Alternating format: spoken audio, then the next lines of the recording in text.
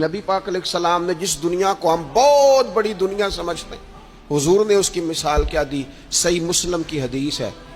دیکھیں کتنا کھول کر اور کتنا آسان کر کے رسول پاک ہمیں بات سمجھاتے ہیں۔ دنیا کیا ہے، آخرت کیا ہے، یہ والی زندگی کیا ہے، آخرت کی زندگی کیا، بالکل کھول کر واضح کر کے نبی پاک علیہ الصلوۃ والسلام فرمانے لگے دنیا اور آخرت کی مثال اس طرح ہے جس طرح دریا بہ رہا ہو اور کوئی آدمی اس میں انگلی ڈبوئے،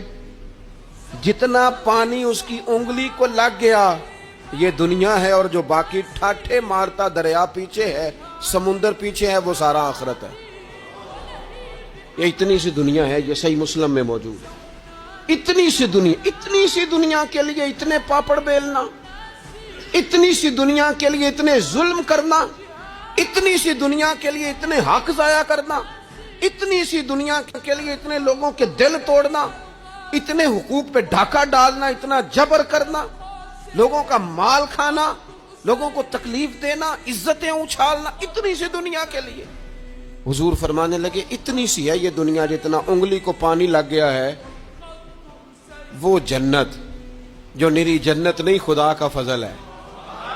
جو اللہ کی عطا ہے اپنے بندوں کے لیے۔ میرے کریم فرمانے لگے اس جنت میں وہ نعمتیں ہیں نہ کسی آنکھ نے دیکھی، نہ کسی کان نے سنی، نہ تمہارے دل پر کبھی خیال ہی گزرا ہوگا کہ ہمارا رب ہمیں یہ عطا فرمانے والا ہے۔